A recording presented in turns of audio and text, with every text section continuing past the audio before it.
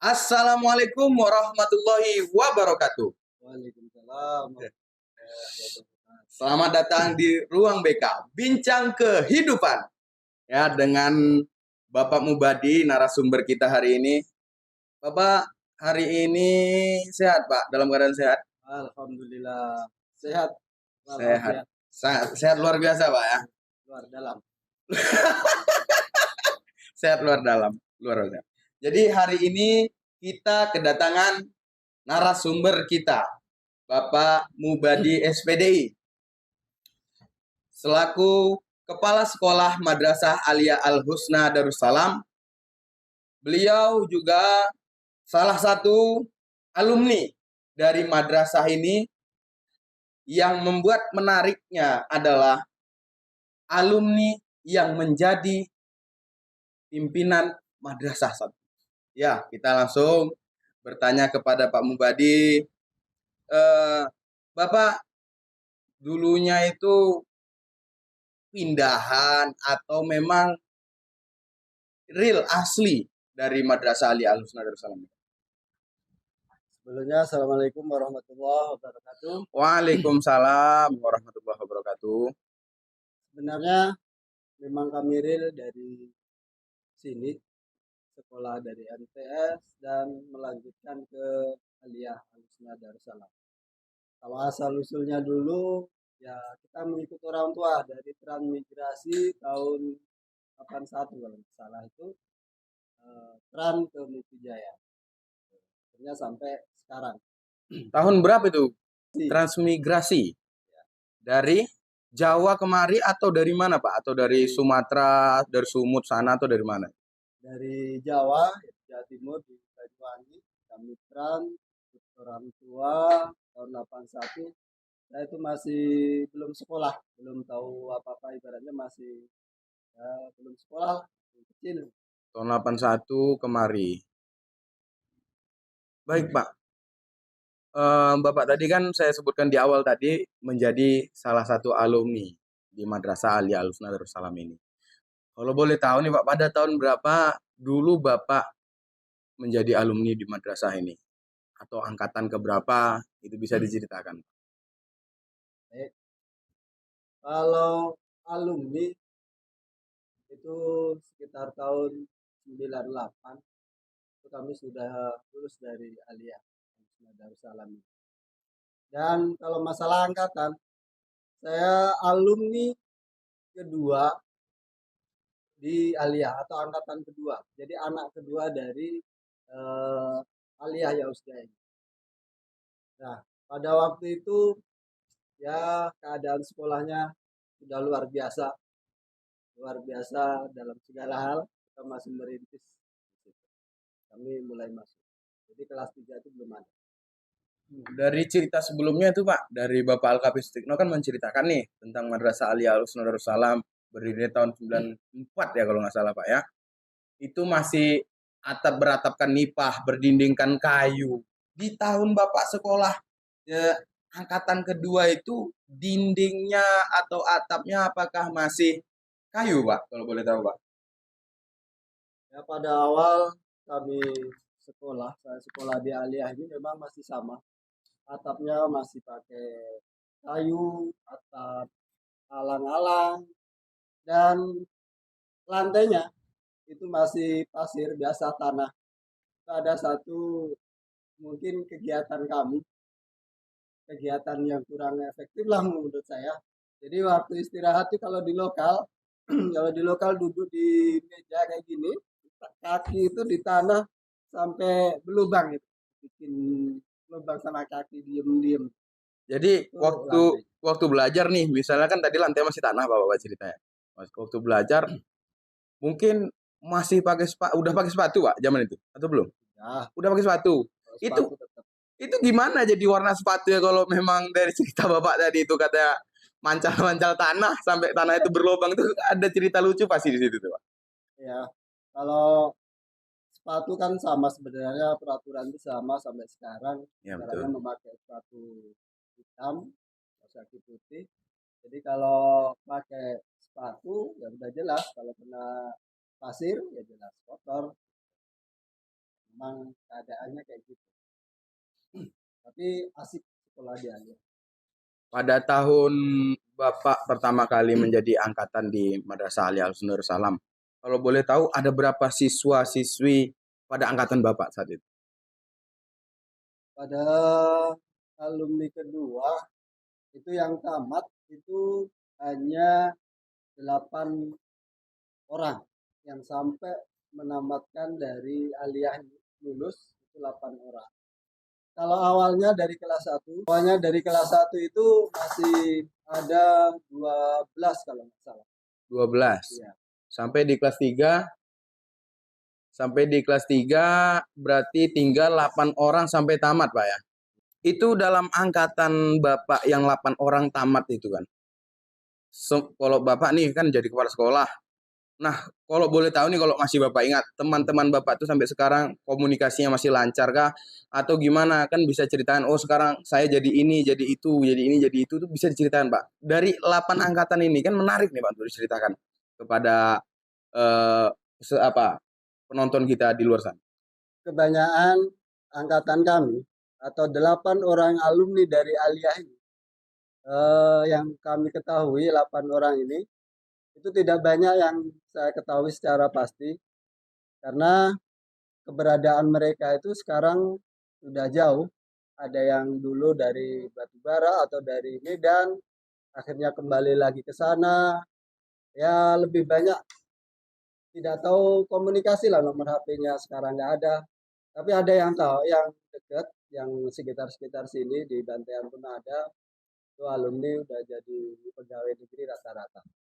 Alhamdulillah Pak ya. Berarti luar biasa. Maksudnya itu Madrasah Alia Al-Husna Darussalam ini mendidik siswa-siswinya untuk menjadi orang yang bermanfaat bagi nusa, bangsa, dan agama Pak.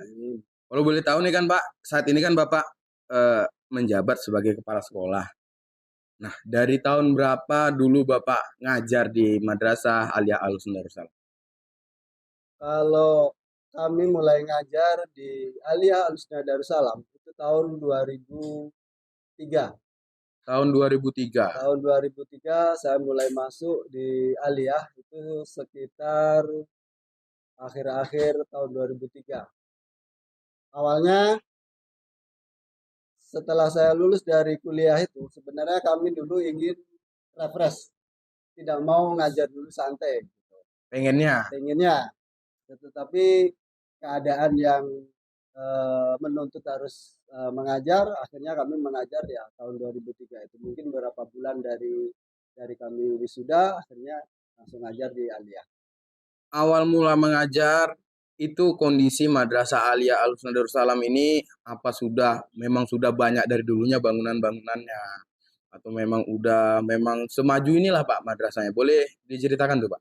Awal kali Bapak mengajar sampai sekarang itu perubahannya seperti apa? Biar yang di luaran sana tuh tahu gimana kondisi Madrasah Alia dari tahun ke tahun, Pak. Awal mulai mengajar di Aliyah tadi tahun 2003. 2003 ya. Itu keadaan sekolah Aliyah atau Yausda ini awalnya ya masih sangat sederhana. Memang sudah ada lokal antara sini terowongan dan lokal itu masih udah ada walaupun dari kayu atau papan. Dan kantor MA Yausda itu untuk guru-guru itu dulu di terowongan yang sekarang kita bikin terowongan untuk menuju ke belakang. Itu dulu kantor untuk majelis guru. Itu dulu kantor terowongan itu memang udah belum gitu atau memang dulu tertutup sebagai kantor tuh Pak? Zaman dulu. Kalau dulu itu tertutup. Tahun 2003 itu tertutup Mas ya. Waktu kami ngajar ke sini ya udah tertutup dan itu dijadikan kantor. Jadi terowongan segitu semuanya untuk TU, untuk semuanya kepala sekolah ada di situ. Dengan ukuran kurang lebih 3 meter kali 7 ya. 3 meter kali 7 di situ TU-nya, di situ kantornya, di situ juga ruang kepala sekolahnya, di situ juga proses administrasi sekolah semua di dalam ruangan lorong yang dulunya itu sebagai kantor. Momen apa yang paling membekas di saat awal mula Bapak mengajar sini? Kan sebagai alumni Madrasah Alia Al-Husna Darussalam. tentunya guru-guru Bapak waktu dulunya Bapak sekolah sini itu masih mengajar dong, ya Pak ya. Jadi momen apa yang paling membekas tuh Pak ketika pertama kali Bapak mengajar di Madrasah Alia Al-Husna Darussalam? Ya, jadi kalau masalah momen, sebenarnya momen itu tergantung kepada siapa yang merasakan momennya. Mhm. Jadi waktu kami awal masuk ke sini, karena di sini banyak guru-guru saya, dari saya ngajar, pertama masuk, ya sebenarnya kami agak agak ya gimana, karena yang dulu murid akhirnya sejajar dengan guru-guru kita yang dulu. Akhirnya kami mengajar di lokal. Sebenarnya momen yang paling yang paling membekas itu sebenarnya eh, secara khusus itu nggak ada. Cuma ada satu yang saya ingat, saya mempunyai keinginan gitu. Karena saya dulu alumni dari Alia, Ya. akhirnya ngajar di Alia, itu ingin memberikan ilmu yang saya dapatkan di bangku kuliah itu kepada anak-anak kami atau siswa-siswa di Alia. Karena saya merasa mempunyai tanggung jawab. Setidaknya tidak seperti saya waktu masuk kuliah dulu. Gitu. Jadi momen itulah sebenarnya yang ingin saya sampaikan kepada siswa-siswa kami dulu. Itu Sampai sebenarnya. saat ini maksudnya itu seperti program Bapak setelah tamat kuliah mengajar di Madrasah Alia Al-Husna Darussalam, terus juga menjadi program unggulan Bapak ketika menjadi guru sampailah saat ini, Pak ya.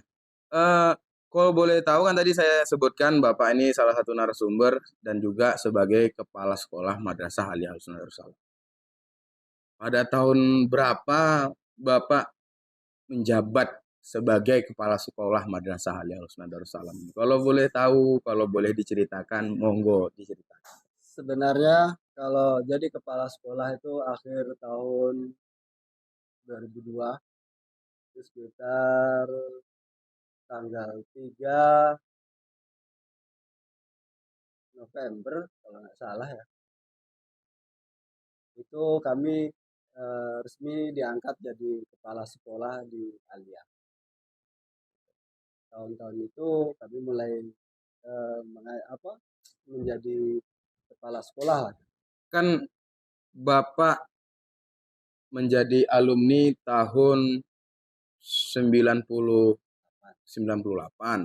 menjadi guru di madrasah ini tahun 2003, menjadi kepala sekolah tahun 2022. Itu kan dari proses pertama nih, Bapak menjadi siswa di madrasah ini, Bapak menjadi guru dan sejajar dengan guru-guru Bapak yang dulu. Dan tahun 2022, Bapak diangkat menjadi kepala madrasah yang, mohon maaf cakapnya, memimpin guru-guru Bapak yang dulu pernah mengajari Bapak itu. Apa yang Bapak rasakan itu, Pak? Sangat luar biasa. Jadi gini, kalau masalah cerita kami dijadikan kepala sekolah di sekolah alumni saya dulu dan guru-guru saya di sini semuanya, itu sebenarnya sangat luar biasa, sangat luar biasa sekali. Karena apa? Kita mempunyai tanggung jawab untuk memajukan sekolah, untuk menata sekolah, untuk membawa sekolah itu lebih bagus lagi. Yang di dalamnya ada guru-guru kita. Nah, sebenarnya itu menjadi suatu keuntungan buat saya. Keuntungan buat saya menjadi kepemimpinan dalam sekolah MI Yausda ini. Karena apa? Kalau sistem saya modelnya orang yang tidak, ibaratnya tidak malu untuk bertanya kepada siapapun. Yang jelas, sewaktu kami menjabat sebagai kepala, ada terbentur masalah eh, keadaan sekolah ini harus gimana ya. Kami tinggal konsultasikan sama guru-guru kita yang di Alia ini, yang senior-senior, kawan guru-guru saya kan gitu. Akhirnya wawasan atau saling keterbukaan itu akan muncul untuk mengatasi membawa sekolah itu lebih baik lagi. Jadi tidak ada apa namanya Pak? Tidak ada pertama mungkinlah merasakan keraguan-raguan Pak ya. Bisa nggak saya untuk menjadi pemimpin di sekolahan saya yang dulunya adalah guru-guru saya. Terus sekarang mulai lambat laun mulai terbiasa. Dan yang saya rasakan Pak, di Madrasah Alia Al Sunnah Darussalam ini, dari saya kan menjadi alumni Madrasah Alia Al Sunnah itu kalau nggak salah tahun 2021 Pak ya. Terus Bapak menjabat tahun 2022. Saya ini pribadi saya yang merasakan, yang selalu datang kemari melihat infrastruktur sekolah makin maju. Itu dengan program-program unggulan apa yang bisa membuat Madrasah Aliyah ini ke depannya kok bisa melesat makin maju seperti ini? Sebenarnya kalau masalah program-program unggulan Ya Pak. itu bisa ditengok atau bisa sejalan dengan tujuan dari sekolah itu sendiri. Jadi kalau kita memang benar ingin membangun sekolah itu lebih bagus lagi, udah kita kalau ada masalah kita tanyakan sama bapak-bapak guru kita yang ada di sekolah ini ke depan supaya lebih maju itu gimana. Jadi kalau program-program yang akan dibikin itu ya kita konsultasikan. Jadi gini, saya ada sedikit mungkin yang tidak yang tidak dimiliki oleh seorang guru-guru yang lain. Mungkin bukan saya mengundurkan diri, tidak. Kalau saya itu sistemnya gini, saya bikin pertama dulu. Yang pertama itu kami bikin sekolah itu kayak sistem kekeluargaan. Jadi antara siswa dengan guru itu kami tidak selalu membatasi 100% atau gimana, tidak. Kami rangkul anak itu. Kalau ada masalah, ada sesuatu, silahkan dibicarakan. Jadi konsultasi. Karena apa?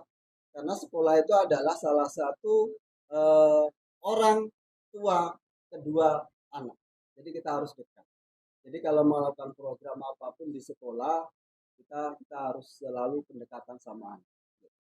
Berarti program Bapak itu seperti ada di salah satu kata-kata kita ini Pak ya. Edukasi bukan hanya instruksi. Kan di kurikulum Merdeka ya Pak, itu ada nggak metode-metode atau program-program unggulan yang sudah diterapkan di Madrasah Alia Al Sunnah Darussalam? Kalau kurikulum Merdeka, Ya, itu kita sekarang ini lagi proses untuk menuju kurikulum Merdeka. Jadi kalau kurikulum Merdeka sendiri sebenarnya ya di Aliyah itu belum melakukan kurikulum Merdeka, itu masih menggunakan kurikulum 13 13. Nah, kalau masalah edukasi bukan hanya instruksi, itu benar. Itulah yang kami lakukan dalam jadi kepemimpinan MA Yausdek. Jadi saya awali dari diri saya pribadi, secara ikhlas, secara ridha Allah. Pokoknya saya datang pagi untuk datang ke sekolah, untuk memberikan contoh kepada guru dan siswa-siswa kita agar datang lebih awal untuk masuk ke sekolah. Nah, dari situlah makanya edukasi itu bukan hanya instruksi saja. tapi yang memberikan edukasi itu harus turun langsung, memberikan contoh praktek langsung di depan siswa-siswinya langsung, Pak ya. Ini bisa menjadi eh, contoh guru-guru yang di luar sana. Bahwasannya ketika kita memberikan sebuah edukasi kepada siswa atau siswi, itu bukan hanya sekedar instruksi. Begitulah yang dikatakan oleh Bapak Kepala Sekolah kita tadi, Bapak Mubadi SPDI, itu sangat-sangat penting di kurikulum Merdeka saat ini. Bagaimana cara Bapak mendisiplinkan siswa-siswi, karena memang dari tahun ke tahun metode-metode untuk mendisiplinkan siswa-siswi tentunya berbeda, Pak. Itu pastinya ada cara tersendiri.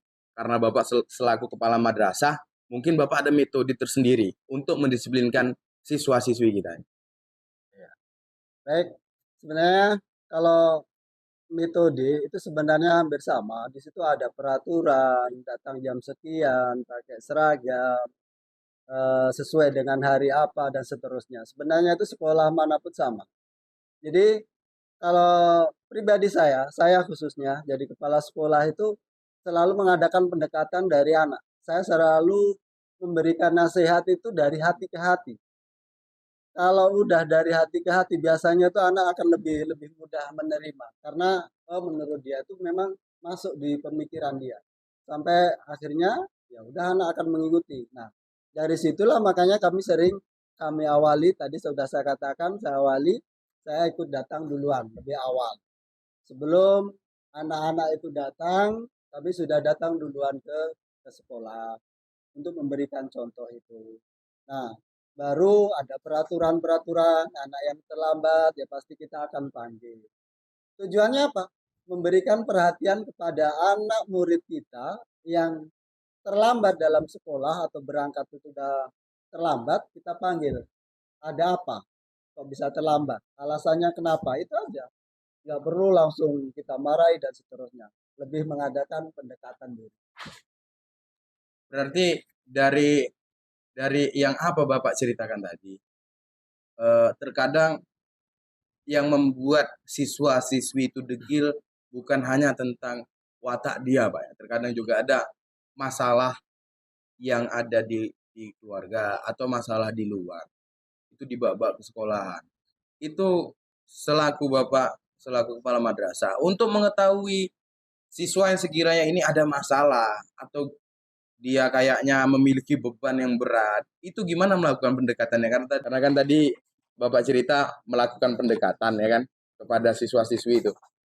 Itu gimana itu ceritanya? Kalau masalah cerita pendekatan, kalau masalah pendekatan anak, itu gini. Sebenarnya banyak metode yang harus kita lakukan sama anak. Contoh, waktu kita setiap hari mengadakan rutinitas bersih-bersih, ada piket dan seterusnya. Coba kita dampingi anak, kita ikut nyapu, nengok anak keadaan dari wajahnya kita udah tahu anak bermasalah atau tidak ada beban apa. Jadi kita deketin waktu kita kerja apa, gotong royong, waktu istirahat, kadang anak itu ada yang menyendiri, ya udah kita deketin aja. Dia ada cerita, lama-lama dia akan terbuka untuk mengatakan apa sih sebenarnya yang terjadi mungkin di keluarga atau di sekolah ada ganjalan apa atau kurang pas di hati dia itu apa. Nah dari situ pendekatan itu sebenarnya mudah karena untuk mencari solusi supaya anak itu lebih lebih apa lebih bagus lagi masalah belajarnya dan seterusnya ya kita harus tahu dulu masalah. Harus mengetahui masalah anaknya dulu, baru kita melakukan penyelesaian masalahnya, Pak. Berarti Bapak ini salah satu kepala sekolah yang eh, bisa dikatakan seperti BK, Pak ya. Bukan ruang BK, tapi memang bimbingan konseling. Bisa dikatakan seperti itu loh, Pak. Karena jarang ada kepala sekolah yang mau turun langsung, yang mau memberikan eh, apa namanya menyalurkan perasaan anak itu kepada bapak, menceritakan dia mau cerita kepada kepala sekolah langsung. Itu jarang ada, Pak. Itu memang luar biasa menurut saya nih, Pak ya. Andai kan saya dulu waktu tahun saya itu bapak sebagai kepala madrasahnya mungkin ya saya cerita terus sama bapak di ruang kepala sekolah. Curhat nih. Curhat. Tapi kan bapak menjabat sebagai kepala sekolah pada tahun 2022. Saya udah tamat. Saya udah kuliah itu. Udah kuliah. Sampai sekarang. Sampai sekarang masih kuliah. Alhamdulillah. Jadi apa salah satu visi misi Madrasah Aliyah Al-Sunnah Darussalam? Kalau masalah misi-misi, sebenarnya Aliyah itu misi-misinya sangat luar biasa. Kalau saya baca saya mati, misi-misi Aliyah itu sangat luar biasa. Sudah ya bisa dikatakan bagus lah. Karena apa? Di situ ada 3 stressing yang harus dilakukan oleh sekolah. Karena visi misinya di Aliyah itu adalah terdepan dalam iman dan takwa dan mampu bersaing dalam iptek serta berwawasan lingkungan. Jadi 3 iptek, impact dan wawasan lingkungan itu saya rasa sudah membentuk mewakili dari sekolah aliyah itu. 3 stressing itu yang memang harus ditekankan. Karena kalau ilmu saja tanpa iman dan takwa ya kita akan rusak. Kalau hanya iman saja ilmunya nggak ada ya kita akan dibodohi orang. Iya, iya. Makanya tiga itu ya menurut saya sudah sangat luar biasa. Ada iman dan takwa, teknologi, ilmu pengetahuan, yang terakhir berwawasan lingkungan. Karena lingkungan di zaman sekarang itu penting Ya. untuk menumbuhkan rasa cinta kita terhadap lingkungan kita, terhadap generasi-generasi yang akan datang lingkungan kita itu kayak apa. Karena yang kita nikmati hari ini belum tentu anak kita nanti nikmati akan kayak gini. Kalau bisa ya keinginan kita akan lebih lebih baik lagi. Ya memang setahu saya nih Pak, saya menjadi alumni juga di madrasah ini, tentang tadi itu visi misinya iman dan takwa. Memang kalau madrasah ini siswa-siswinya tanpa harus disuruh sholat ketika mendengar komandan azan itu memang sudah azan. Memang sudah azan betul. Yang kedua memang sudah mengarah ke musola untuk melakukan sholat jamaah. Terkadang bukan bukan gurunya ya yang menjadi imamnya, yang lebih luar biasanya yang menjadi imam biasanya dari siswanya Pak ya. Dan bergantian, tidak perlu disuruh. Mereka menimbulkan eh, menerapkan betul iman dan takwa itu diimplementasikan, dijalankan betul-betul karena memang bimbingannya itu betul-betul memberikan edukasi kepada mereka, bukan hanya instruksi. Edukasi bukan hanya instruksi. Yang kedua tadi apa Pak? Imtek. Kalau masalah teknologi sudah tidak diragukan lagi di Madrasah Aliyah Al-Sunnah Darussalam. Ada lab komputer. Lab komputer itu yang memberikan pengajaran dari Pak Sapri, dari Pak Roub Andalusi. Pak Sapri ini yang memiliki LKP di Kabupaten Rokan Hilir ini, dan juga salah satu LKP tertua itu Pak Sapri memberikan bimbingannya. Yang kedua ada Pak Abdurrahman Andalusi. Untuk teknologi nih, Pak Roub Andalusi itu sudah membuka percetakan Nusaksara Media. Bukan hanya satu tempat, tapi sekarang sudah membuka cabang. Dan saya sering sharing dengan beliau tuh Pak. Yang magang di situ, yang belajar di situ, bukan hanya siswa-siswi dari Madrasah Aliyah Al-Sunnah Darussalam aja Pak. Tapi dari sekolah-sekolahan yang di luar sana juga belajar kepada beliau. Kurang apa coba Madrasah Aliyah Al-Sunnah Darussalam ini? Tunggu apa lagi? Segera mendaftar. Tunggu apa lagi? Segera mendaftar. Saya bangga menjadi alumni MA Yosda. Tidak ada keraguan sedikit pun untuk sekolah di sini. Yang kedua tadi masalah lingkungan. Untuk memberikan bimbingan masalah lingkungan itu ada Bapak Alkapi Sutikno Pak ya. Beliau adalah salah satu ketua KTNA untuk masalah adiwiyata. Kurang apa? Tingkat beliau udah salah satu sebagai narasumber nasional. Tingkat nasional di Indonesia ini, beliau udah salah satu narasumbernya. Dan beliau selalu memberikan bimbingan tentang adiwiyata, tentang lingkungan di Madrasah Aliyah Al-Sunnah Darussalam ini. Dan beliau juga adalah ketua yayasan Madrasah Aliyah Al-Sunnah Darussalam ini. Pelajaran apa yang tidak didapatkan? Dari agama didapatkan, teknologi didapatkan, satu lagi lingkungan didapatkan. Ayo segera daftar di Madrasah Aliyah Al-Sunnah Darussalam. Nah, cerita saya kan daftar-daftar nih Pak. Sebentar lagi kan juga mau ada tahun ajaran baru. Iya, iya. Sebentar lagi mau ada tahun ajaran baru nih.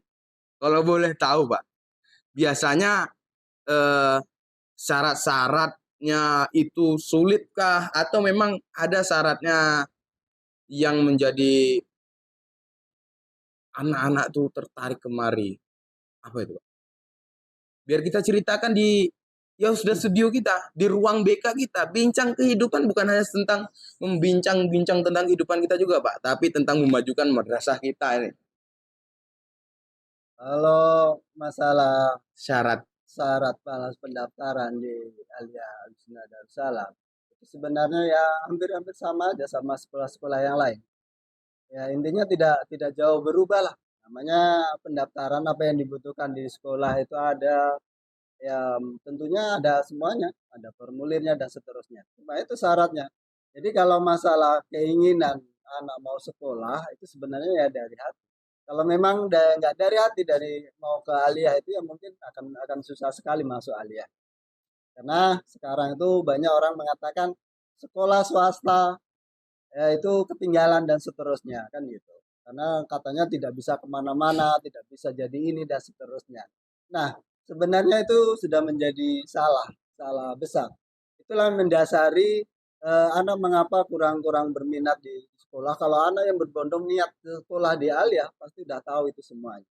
Jadi tidak ada keraguan masuk ke Alia. Jadi kalau masalah syarat pendaftaran dan seterusnya itu saya rasa sama saja. Gitu. Kalau berarti apa namanya, pemikiran-pemikiran orang di luar sana itu tentang madrasah yang sifatnya swasta itu sulit untuk melakukan pendaftaran sekolah-sekolah yang untuk yang strata S1 Pak ya. Tapi yang saya ketahui nih Pak ya, contohnya saya sendiri itu untuk masuk kuliah sangat mudah, langsung diterima tanpa ada penolakan sedikit pun. Terus Pak Haji Jiswandi SHMH, kuliahnya alumni UMSU, beliau alumni Madrasah Alia Al-Husna Darussalam. Ada Bang Rahmat, beliau pengacara juga, alumni dari UIR. Ada Bang Leo, bahkan ini tentara. Nah, bahkan ini yang sebagai narasumber saat ini kepala sekolah. Jadi apa lagi yang kalian ragukan lagi untuk masuk ke sini? Betul nggak Pak? Betul. Nah, nggak ada yang salah, nggak ada itu namanya sekolah di Alia itu sulit untuk daftar kuliah ini, nggak ada. Bahkan Madrasah Alia Al-Husna di sini doa kiainya lebih mujarab. Tuh, dengar itu, ya. Betul Pak ya? Betul. Karena guru-guru di situ ada Pak Al-Kapi, ada Pak Kiai Rohman, ada Pak Kiai Mahmud. Ini kiai-kiai. Kalau udah doa, mustahil tak terijabah. Ya walaupun doanya itu dikabulkannya itu agak lama ya, nanti lah itu urusannya. Tapi ya mustahil kalau nggak dijabah itu mustahil. Sedikit ya. Iya Pak. Ada yang ingin saya sampaikan. Iya. Jadi kalau masalah kuliah, jangan takut kalian masuk di Aliyah itu nanti mau kemana itu bebas. Tidak menutup kemungkinan dimanapun kalian bisa, tergantung niat dan keinginan kita. Apalagi kalau kita sekolahnya memang di sekolah-sekolah perguruan tinggi yang sifatnya banyak agamanya. Itu sangat mendukung sekali sekolah di Aliyah. Karena ada pengalaman sedikit yang saya ceritakan waktu kami lulus dari Aliyah dan akhirnya kami melanjutkan perguruan tinggi di IAIN atau di IAIN Pekanbaru. Nah, itu untuk menjadi syarat terakhir untuk wisuda itu harus hafalan juz amma. Harus Dari hafalan. amma sampai anas. Jadi kalau memang kita tidak mempunyai dasar dari awal, kita mungkin butuh setahun untuk menghafalkan juz amma itu, Betul, juz betul. 30 itu. Betul. Untuk syarat ujian munakasah. Di Untuk bisa wisuda di perkuliahan itu. Di UIN. Berarti Madrasah Alia Al-Husna Darussalam ini ada itu program, salah satu program unggulan di Madrasah Alia Al-Husna Darussalam, Pak.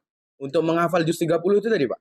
Nah, kalau sekarang kami rutinkan setiap pagi, anak itu saya kumpulkan dari kelas 1 sampai kelas 2. Kami ajak murotal untuk ngaji bersama juz amma dari amma sampai terakhir diulang-ulang setiap harinya. Insya Allah kalau memang itu berjalan dan anak itu sungguh-sungguh untuk mengikuti kegiatan itu, nanti ke depan ya walaupun mungkin di Alia itu belum hafal 100%, nanti ke depan kalau dia memang ada suruh hafalan itu akan tidak ragu lagi karena fondasi dasarnya itu sudah ada gitu. Tinggal mengembangkan aja. Jadi seperti membangun rumah juga, Pak ya, pondasinya kuat, maka rumahnya pun kuat. Kalau pondasinya itu tidak kuat, ya otomatis kalau ada goyangan sedikit saja rumahnya akan rubuh. Betul. Betul, Pak ya. Jadi mereka tamat dari Madrasah Alia Al-Husna Darussalam ini bukan hanya tamat seperti itu aja, tapi mereka bisa hafal juz 30 minimal. Ini bukan, mungkin ada yang di luar cuman juz 30. Tapi ingat, zaman sekarang orang hafal surat Wadduha itu sudah sangat luar biasa menurut saya. Zaman sekarang ya. Karena memang apa Pak ya? Sepertinya apalagi ini kan sekolah Madrasah Alia Al-Husna Darussalam ini adalah salah satu sekolah yang berbasis keagamaan di Kabupaten Rokan Hilir.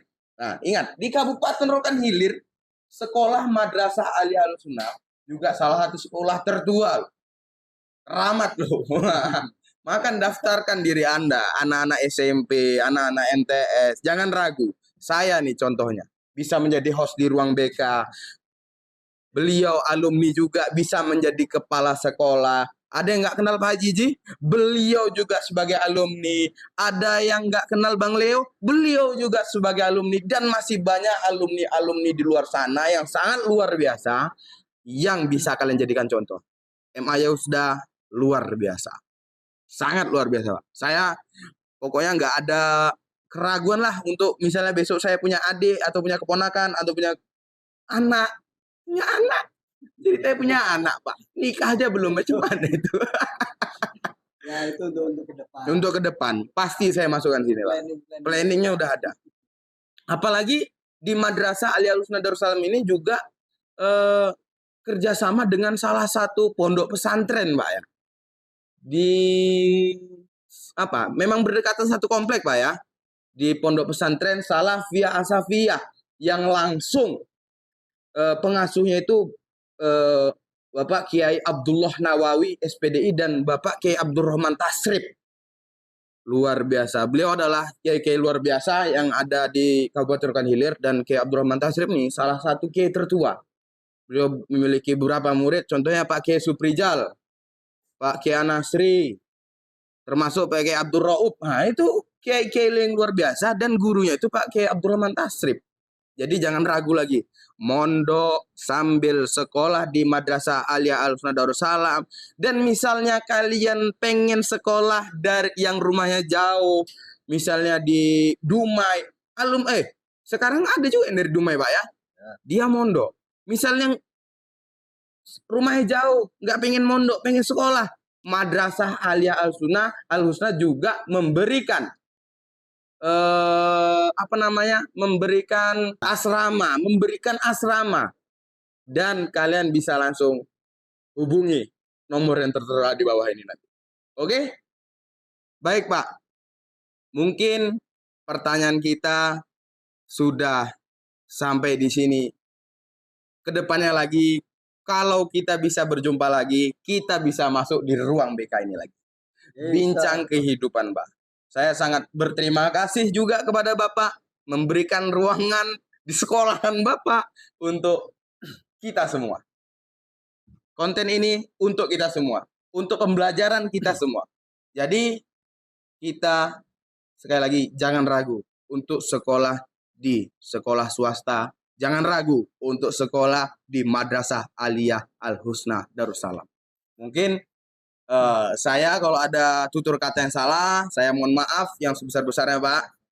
Nah, jangan lupa di like, subscribe, and share di channel Youngster Studio Ruang BK. Bincang kehidupan. Terima kasih. Pak, terima kasih banyak, Pak.